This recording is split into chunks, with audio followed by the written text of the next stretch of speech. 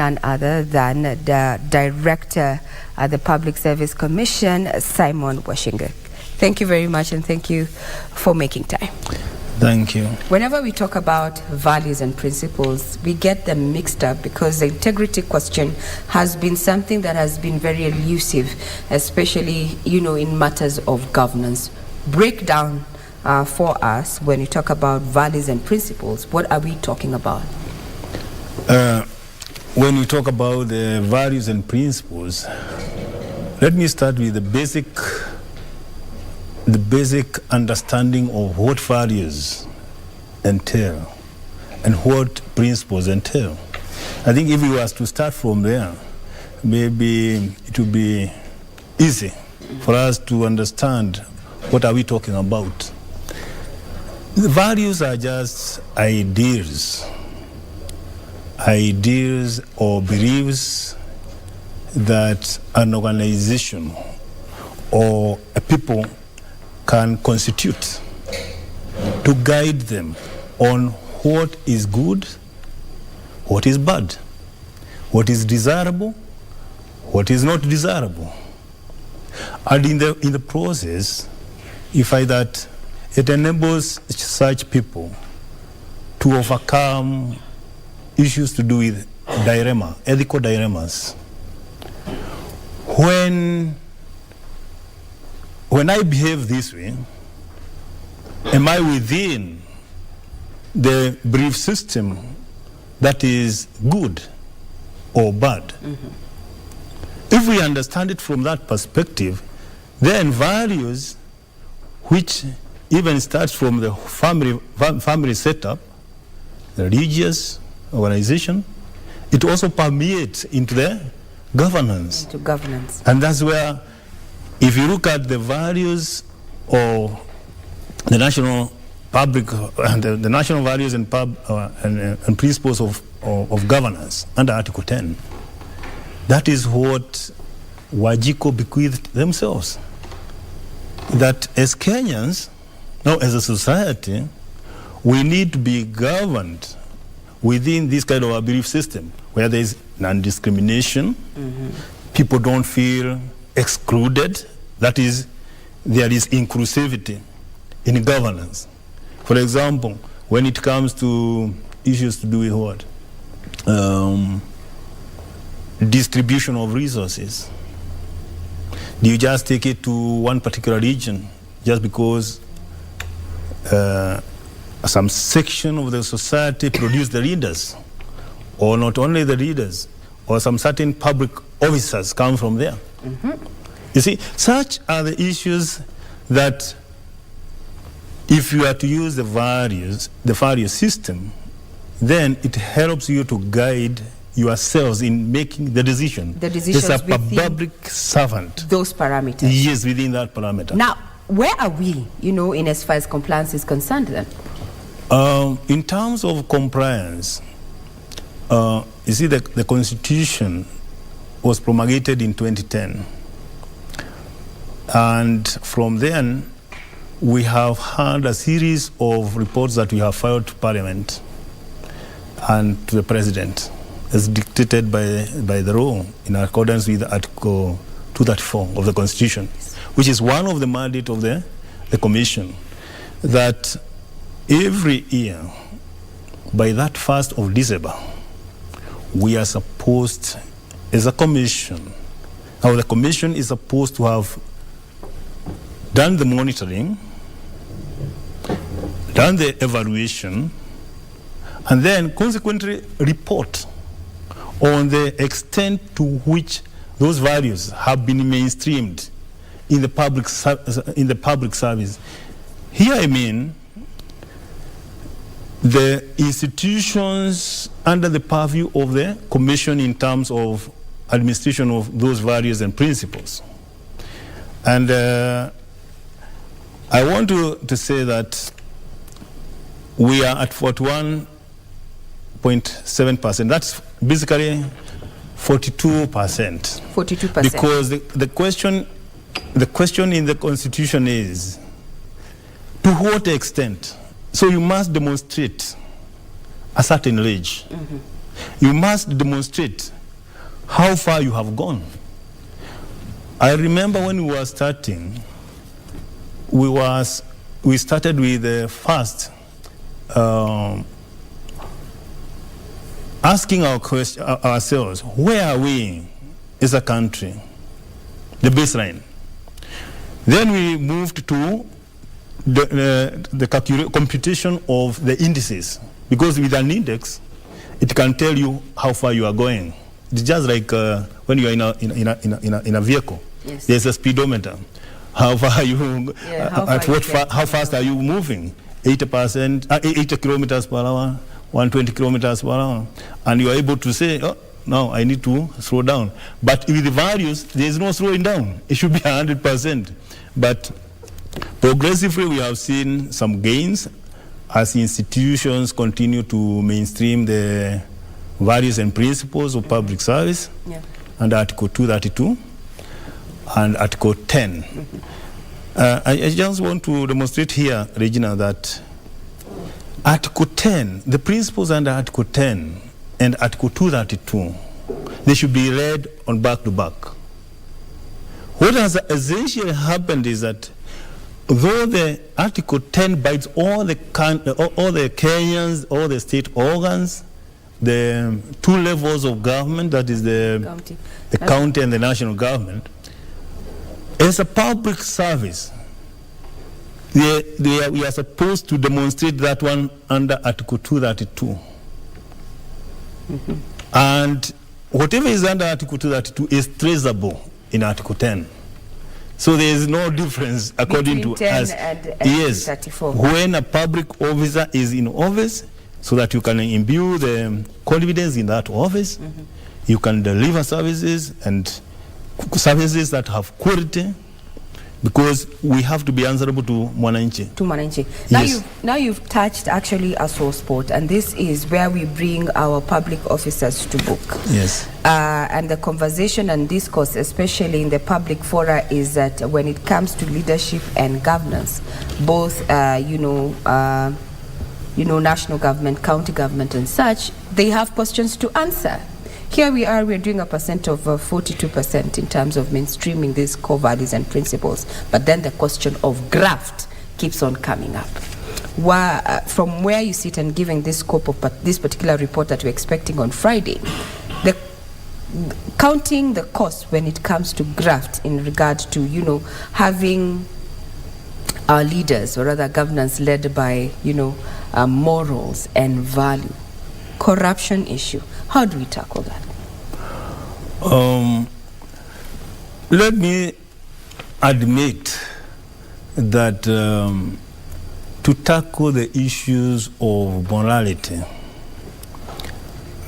because without observing the values and principles, that is the doctrine of the rule of action, then if we miss that, we go astray. And that's why I started by saying you have a dilemma between what is good and what is bad, what is desirable and what is not desirable. If you work outside the values and principles of the public service as a public officer, then we say you have missed it. You are not compliant. And therefore, the other attendant registrations, they'll take offer from there, and you'll be processed as according to the law. Like, for instance, let me demonstrate it this way. Once a public officer comes to the service, whether you are in a TVET institution, a public university, in an independent office or commission that is under the purview of the commission, a ministry, department, or even an independent commission like Public Service Commission, where I come from, you are supposed to declare you are supposed to declare your financial status. That is what we call the wealth declaration. Yes, well. What we call initial declaration, so that from the onset we know what you have, what you have accumulated before you come into the service. Now, as you go by, it will be demanded of you to declare after every 2 years. That is what we call biannual declaration. So that progressively you can be tracked. How have you progressed to accumulate your wealth? What is your financial probity? At the end of the day, you can tell an officer who came in, say, like 2020, when he had accumulated only allowance and shillings which was given by the mother or the father, when he was coming to report, now has accumulated this amount because they are also earning. Yes, true. And they are not prohibited from doing business. It's true. So, but it should be traceable that this is the business that the officer is in, and this is the amount that he has accumulated in terms of asset. And these are the liabilities. If ever he borrowed loan, maybe from a SACCO, from a bank, it should be traceable. It will be traceable. At the end of the officer in the service, how long he will stay in the office, say, even if you are on contract, like if you join the service today and you came on contract, you are expected to do what we call exit or final wealth declaration. So we should be able to tell how much had you accumulated between that time. The period that now, was in service. In the event there is a misadventure, then the EACC comes in, and other jurisdiction like DCI and the KRA and ARI, that is Asset Recovery Agency, and you should be able to demonstrate this is the much I have. I did not do some illegal facilitation of procurement. You see, I did not receive bribes. I did not do any other thing that is in contravention of the law. So the principal thing is uphold the values and principles. Uphold. Yes, so uphold the values and principles. A willingness. Yes. And that is where I think we are having... It is both the willingness and it is enforceable. Willingness the law is there. And enforcement of it. Yes. Now, let me also touch on another thorny issue, and this is a position of the Cabinet Administration CESs. Given the last regime there, and quoting heavily at Article 132(4)(a), that this creation of this position of CSS was done in consultation with the Public Service Commission. We had a list that was given to the executive that had 23 names, but now we have 50 CSs. What is your take in regard to that matter? Let's first of all agree that the Commission has the mandate to facilitate the presidency, to do the recruitment according to the law. Whatever is under the purview of the Commission, it will do. Yes. And I believe that in terms of the numbers, if it is increased or decreased, that one is also dependent upon the consultation that happens with the Commission and the what? And the presidency. So I may not have so much details to talk about beside that. Yeah. But would you be in the know to know that since we're talking about these particular positions which are under the purview of the Commission, they were never there, but it's after this particular conversation in the last regime that we had the introduction of these particular positions. Now we already have 50 working regardless of what is happening within the judiciary, the court cases and such. But the question is the Commission in talks with SRC in regard to the pay of these particular CSs? I may not be privy to the talk between the SRC and the PSC.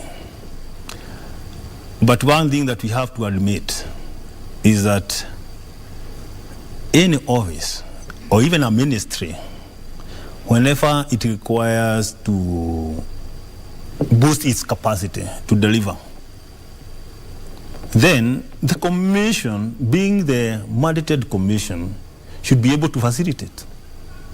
That's the extent I can go. That's the extent you can go. Yeah. But then also, lastly, it seems that it is quite a gray area, so to speak. Then maybe you'd help us unpack and understand then what informed, the commission to actually, advise the executive that we needed these positions in the first place.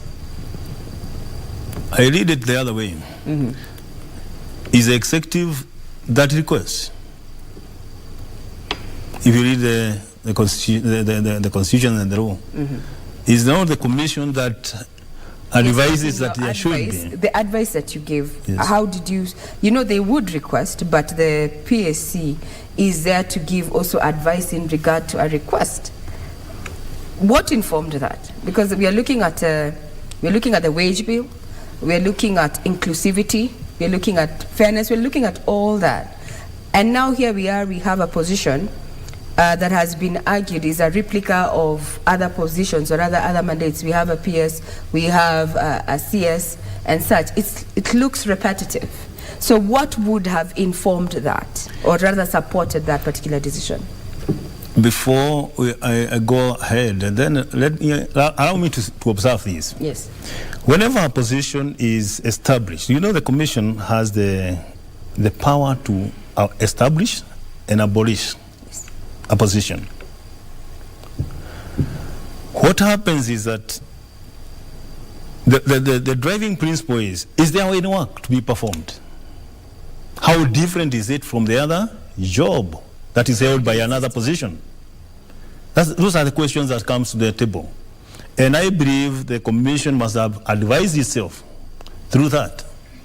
So it's not just whimsical that the commission just created positions just because the executive sought for them. No, it is what work is there to be performed. How different is it from the other job?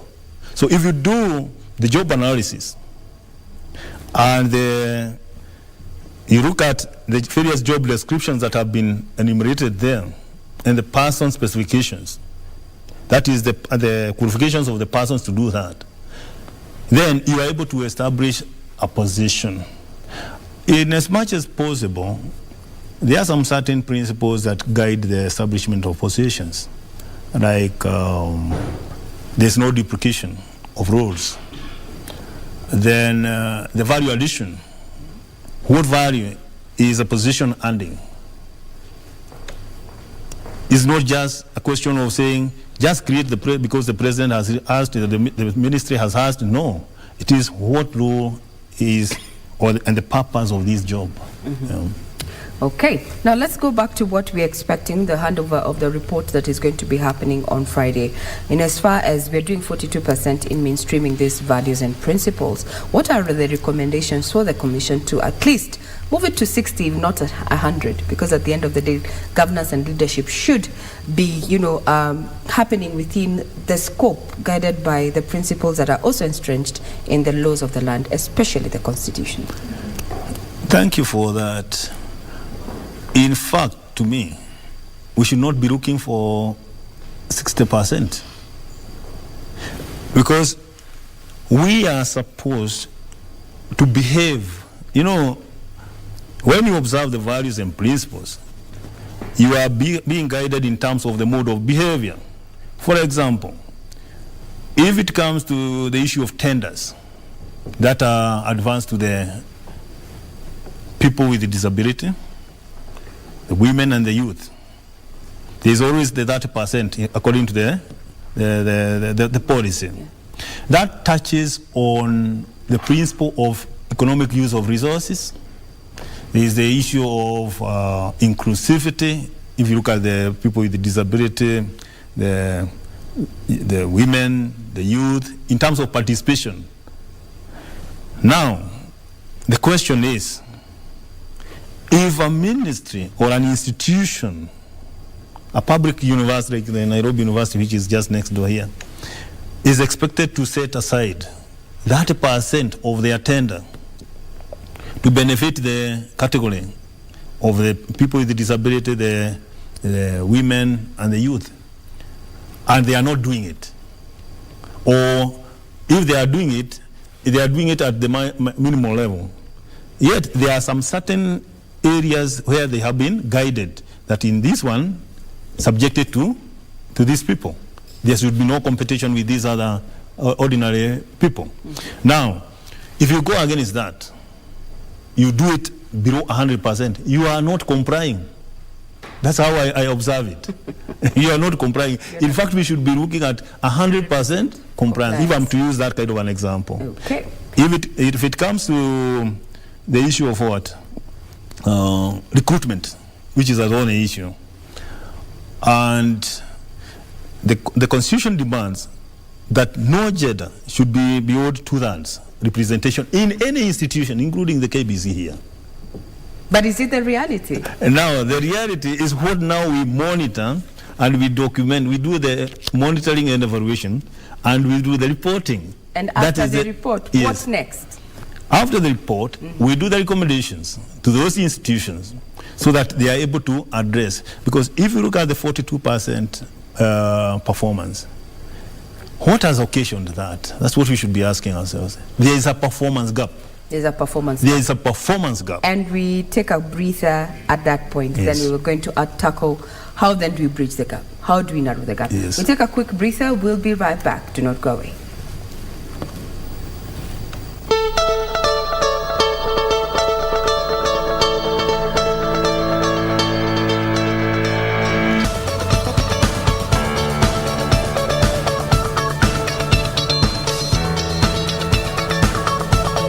Kenya, I'm Regina Manyara. This morning we're talking about values and principles within the public service. And it indicates that when it comes to compliance, we're doing 42%. So how do we bridge the performance gap? Taking us through that conversation is none other than the Director of the Public Service Commission, that is Simon Wachinga. How do we bridge that gap? How do we bridge that gap? That is the question in the room. One, when we, like, for example, the report that is about to be launched on Friday, that is tomorrow, after evaluating the 477 institutions,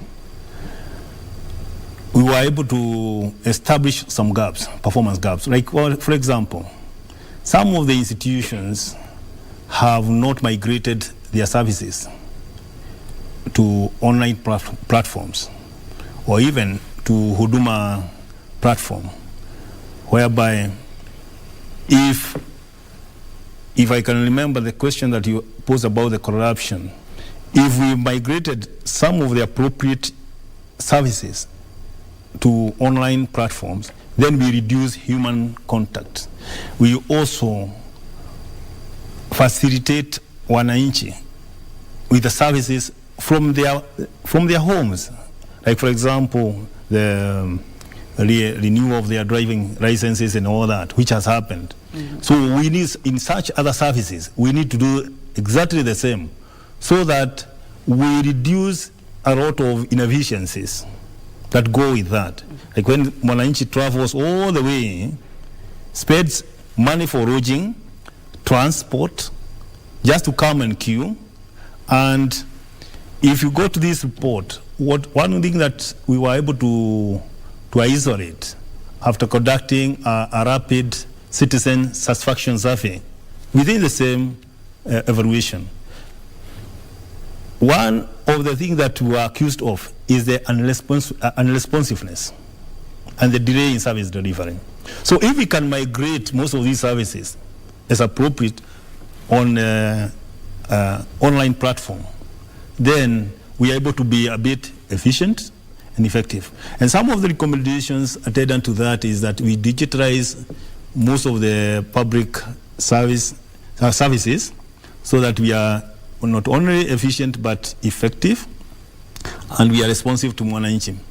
The other issue that we have also come across is about the non-accountability.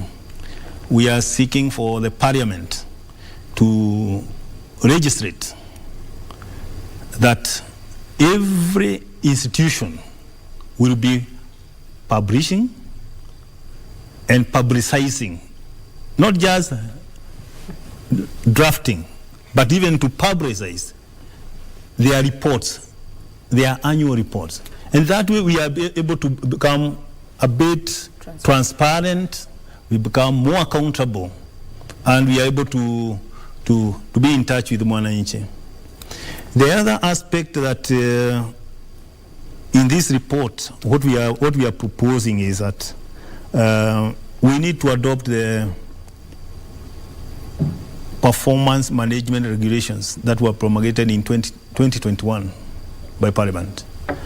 And if you look at the regulations, they provide the framework of performance management, right from coming up with strategic plans as institutions, cascading the same through the work planning, up to target setting for individual officers, so that we are accountable in every way, in every aspect. And through the administrative acts that we take, then we demonstrate to the mwananchi that we are responsible. Okay. Digitization, yes, I agree to that, especially in public offices. I think services have become easier to access, especially online with the uptake, mobile, smartphone actually, penetration and use. That's a good move. But now the issue of accountability, legislating, that would be something, and that what maybe you're working on. I don't know the timelines that you're working on this one, because that would require also the willingness of the National Assembly to actually put this into law, given that they also will be required to put their works into publish and also publicize. Accountability is also something that the leadership is struggling with. How do you see how will you push this? I believe the Parliament, when the Commission was given the mandate to be doing the monitoring, evaluation and reporting to Parliament on the extent to which these values and principles have been implemented in the service, that is by the public service institutions and even the public officers, we were demanded to be taking the report to none other than the representative of Wanjiku. Okay. That is the Parliament and the President. And as you are aware, the President always gives a what? An accountability undertaking every year on the extent of implementing the national values and principles of governance. And what we find is that the Parliament will be supportive. I am persuaded. It will be supportive because they are our client for this report. And they are also accountable to mwananchi. And anything to do with accountability and transparency, I think it should form the core of their drive to report to Parliament and do their registration and passing of bills and appropriation of budgets.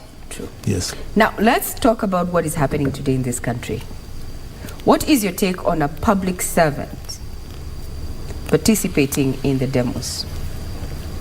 In terms of, if you look at the Public Service Code of Conduct and Ethics, 2016, we are supposed, and even the Article 232 of the Constitution that demands that we uphold professionalism and ethics in performance of our duties, then we cannot afford to be on the side of the mwananchi when they are demonstrating. We should actually be struggling to deliver the services. We should be on the other side of the realm to support the service delivery. Because if we go to, ask yourself, if we go to the road, who is going to deliver the services? Essentially, nobody. And yet, there is a whole chapter 13, that is Article 232, that demands of us that deliver these services. Let the values and principles be at the core of the national development, so that the mwananchi gets what? The services. And these services include the social justice, including the good food, adequate food and water and all that. So the service, the public service being at the core of driving the development of the nation. In fact, we have nobody to demonstrate to. So we should remain apolitical, that is one, remain professional to drive the agenda of the country and the government, which is to develop and provide effective and efficient services to the mwananchi. There you go, none other than the Director of the Public Service Commission, Simon Wachinga, there, in regard to where we are in as far as adoption of values and principles across the public service, as well as what is happening, or rather what has been happening for the last 3 weeks, and we expect it to happen today.